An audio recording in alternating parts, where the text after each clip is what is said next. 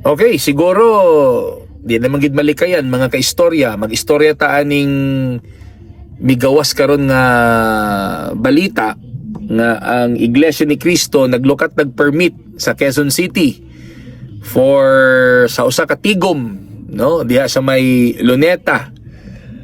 And then napagi-video atong paminaw ng video mga kaistorya. Ito yung video. Mga kalamidad naman. Yan. No? Kalamidad, natural ka po ninyo, ha? Oho. Po ninyo, ha? Oho. Dahil itong buwan ng Nobyembre, di ba, lagi natin sinasabi, September, ang daming nangyari. Yes. Ang daming pasabog. Oho. Yung Oktubre, mga kalamidad naman. Yan. No? Kalamidad, natural calamity. Oho. Lindol, Oho. na malalakas. Itong November, abangan ninyo. Ano to? Clean up drive tayo. May lilinisin may wawalisin tayo. Magwawalis tayo ng mga... Yes. Ito, yung mga agiw-agiw. Ay, nako.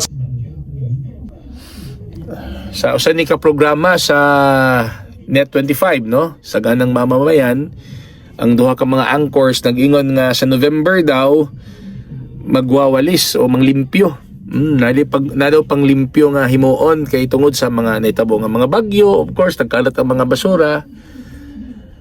And then naay mga nanggawas karon nga kuan nga